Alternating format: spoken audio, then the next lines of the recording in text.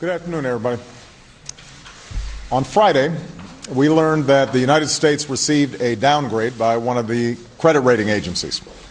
Not so much because they doubt our ability to pay our debt if we make good decisions, but because after witnessing a month of wrangling over raising the debt ceiling, they doubted our political system's ability to act.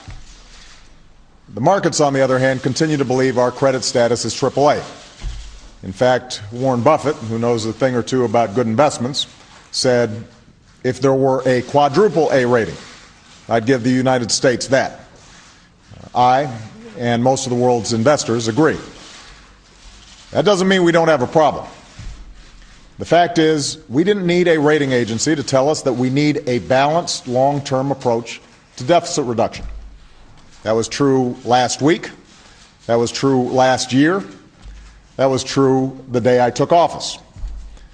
And we didn't need a rating agency to tell us that the gridlock in Washington over the last several months has not been constructive, to say the least. We knew from the outset that a prolonged debate over the debt ceiling, a debate where the threat of default was used as a bargaining chip, could do enormous damage to our economy and the world's. That threat, coming after a string of economic disruptions in Europe, Japan, and the Middle East, has now roiled the markets and dampened consumer confidence and slowed the pace of recovery. So all of this is a legitimate source of concern. But here's the good news. Our problems are imminently solvable, and we know what we have to do to solve them. With respect to debt, our problem is not confidence in our credit. The markets continue to reaffirm our credit as among the world's safest. Our challenge is the need to tackle our deficits over the long term. Last week, we reached an agreement that will make historic cuts to defense and domestic spending. But there's not much further we can cut in either of those categories. What we need to do now is combine those spending cuts with two additional steps. Tax reform that will ask those who can afford it to pay their fair share, and modest adjustments to health care programs like Medicare. Making these reforms doesn't require any radical steps. What it does require is common sense and compromise. There are plenty of good ideas about how to achieve long-term deficit reduction that doesn't hamper economic growth right now. Republicans and Democrats on the bipartisan fiscal commission that I set up put forth good proposals. Republicans and Democrats in the Senate's Gang of Six came up with some good proposals. John Boehner and I came up with some good proposals when we came close to agreeing on a grand bargain. So it's not a lack of plans or policies that's the problem here. It's a lack of political will in Washington.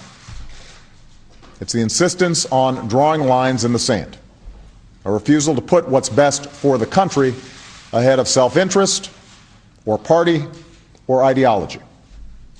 And that's what we need to change. I realize that after what we just went through, there's some skepticism that Republicans and Democrats on the so-called super committee, this joint committee that's been set up, will be able to reach a compromise. But my hope is that Friday's news will give us a renewed sense of urgency. I intend to present my own recommendations over the coming weeks on how we should proceed. And that committee will have this administration's full cooperation. And I assure you, we will stay on it until we get the job done. Of course, as worrisome as the issues of debt and deficits may be, the most immediate concern of most Americans, and of concern to the marketplace as well, is the issue of jobs and the slow pace of recovery coming out of the worst recession in our lifetimes. And the good news here is that by coming together to deal with the long-term debt challenge, we would have more room to implement key proposals that can get the economy to grow faster. Specifically, we should extend the payroll tax cut as soon as possible so that workers have more money in their paychecks next year and businesses have more customers next year. We should continue to make sure that if you're one of the millions of Americans who's out there looking for a job, you can get the unemployment insurance that your tax dollars contributed to. That will also put money in people's pockets and more customers in stores. In fact, if Congress fails to extend the payroll tax cut and the unemployment insurance benefits that I've called for, it could mean 1 million fewer jobs and 0.5% less growth. This is something we can do immediately, something we can do as soon as Congress gets back. We should also help companies that want to repair our roads and bridges and airports so that thousands of construction workers who've been without a job for the last few years can get a paycheck again. That will also help to spur economic growth. These aren't Democratic proposals. These aren't big government proposals. These are all ideas that traditionally Republicans have agreed to countless times in the past.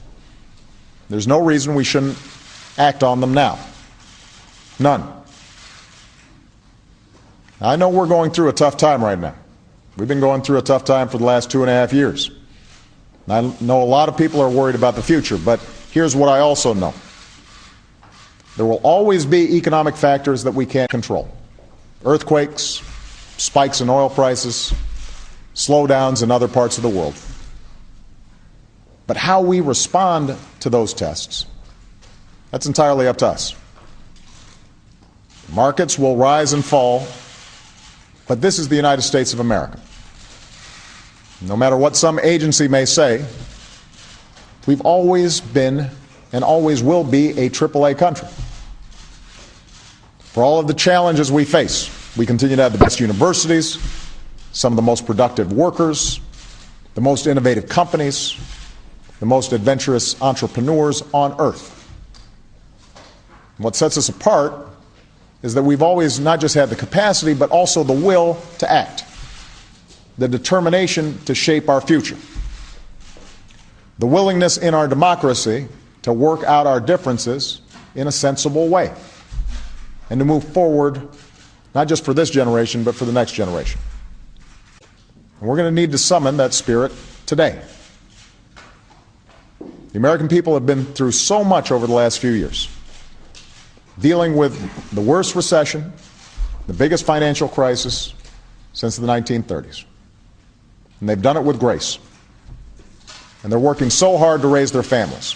And all they ask is that we work just as hard here in this town to make their lives a little bit easier. And that's not too much to ask. And ultimately, the reason I am so hopeful about our future, the reason I have faith in these United States of America is because of the American people. It's because of their perseverance and their courage and their willingness to shoulder the burdens we face together as one nation.